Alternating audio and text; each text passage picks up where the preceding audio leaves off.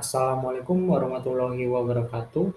Perkenalkan, nama saya Fulkiglen Hadiansyah, peserta Latsar CPNS tahun 2022 di lingkungan Provinsi Jawa Barat, berdinas di Puskesmas Limunding sebagai ahli pertama apoteker dari golongan 3, angkatan 3, kelompok 4, NDH 16. Saya akan menjelaskan mengenai analisis isu dan gagasan kreatif mewujudkan Smart Governance di Puskesmas Limunding, Kabupaten Majalengka.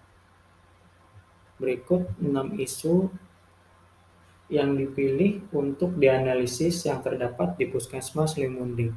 Yang pertama, masih rendahnya tingkat kesadaran tentang kedisiplinan ASN.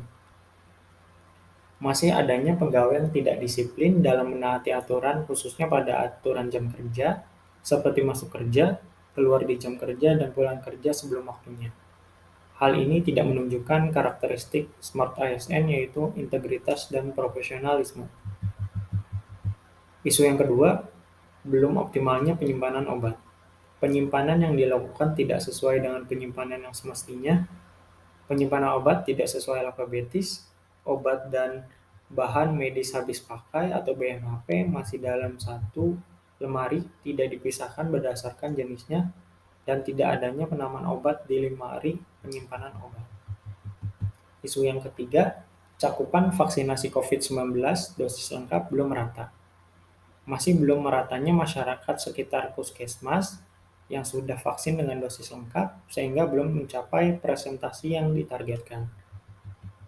Isu yang keempat, belum optimalnya penyimpanan resep, laporan, dan SPO. Penyimpanan resep masih disimpan pada satu tempat, tidak dipisahkan berdasarkan bulan, dan tidak diurutkan berdasarkan tanggal resep. Untuk penyimpanan laporan masih belum direkap menjadi satu file. Isu yang kelima, belum optimalnya pengelolaan obat kadaluarsa. Belum jelasnya pengelolaan obat yang sudah kadaluarsa, sehingga obat yang sudah kadaluarsa hanya dipisahkan dan ditempatkan di gudang umum, mengakibatkan penumpukan obat kadaluarsa. Isu yang keenam, belum optimalnya penggunaan penginputan obat melalui sistem IT.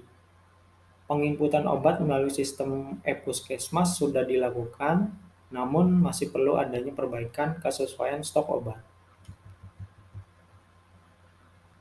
Slide selanjutnya, analisis dampak isu.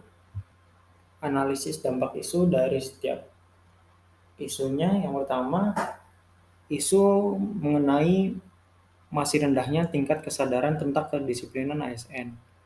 Isu ini akan berdampak pada keterlambatan pelayanan, sehingga menyebabkan kekecewaan pasien baik terhadap individu maupun instansinya. Isu yang kedua, belum optimalnya penyimpanan obat. Penyimpanan obat yang tidak optimal salah satunya akan menyebabkan pengeluaran obat tidak sesuai tahan kadaluarsa yang lebih dekat. Dampak isu yang ketiga, cakupan vaksinasi COVID-19 dosis lengkap belum merata. Isu ini akan berdampak pada penyebaran virus COVID-19 yang belum dapat dikendalikan dengan baik. Dampak isu yang keempat, belum optimalnya penyimpanan resep, laporan, dan SPO. Isu ini akan berdampak pada kesulitan dalam mencari berkas resep, laporan, maupun SPO ketika sedang dibutuhkan. Dampak isu yang kelima, belum optimalnya pengelolaan obat kadaluarsa, mengakibatkan penumpukan obat kadaluarsa di ruang penyimpanan yang seharusnya dapat dimanfaatkan untuk penyimpanan lain, hanya digunakan untuk penyimpanan obat kadaluarsa. Dampak isu yang keenam yaitu belum optimal penginputan obat ke sistem IT atau e-puskesmas.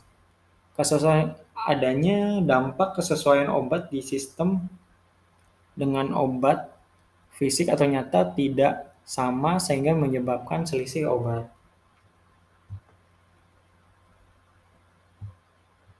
Slide selanjutnya mengenai teknik analisa tapisan.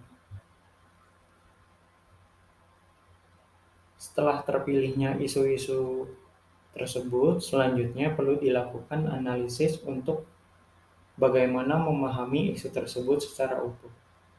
6 isu tersebut akan dianalisis dengan metode USG atau urgensi, seriousness, dan growth. Berdasarkan hasil analisis USG yang mempunyai nilai prioritas tertinggi yaitu belum optimal penginputan obat melalui sistem IT. Isu ini yang dipilih menjadi core issue.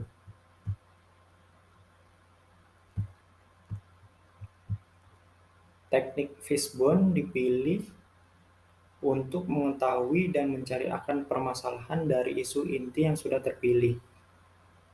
Terdapat beberapa masalah di dalam isu tersebut.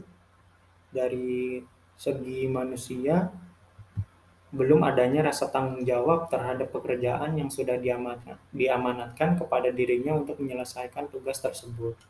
Dari segi lingkungan kerja yang tidak mendorong untuk maju baik bersifat individu maupun untuk instansi itu sendiri. Dari segi prasarana, terkendala perangkat keras seperti komputer yang lambat sehingga berdampak ke penyelesaian pekerjaan. Dari segi metode, masih kurangnya sosialisasi pentingnya penginputan secara sistem ke e-puskesmas. Adapun gagasan kreatif dari isu inti tersebut yaitu yang pertama, perlu dilakukan sosialisasi pentingnya penginputan obat melalui sistem e-puskesmas. Yang kedua, membangun kerjasama antar pegawai dan membagi tugas masing-masing agar jelas dan bertanggung jawab dalam menyelesaikan pekerjaannya. Yang ketiga, memberlakukan sistem reward dan punishment yang jelas untuk mengubah kebiasaan yang sudah membudaya. Yang keempat, menanamkan sikap profesionalisme dalam bekerja. Hal ini agar memudahkan pekerjaan sehari-hari. Yang kelima, yang terakhir, melakukan perbaikan stok obat yang terdapat di sistem e-puskesmas agar tidak adanya selisih obat antara stok di sistem dengan fisik atau nyata.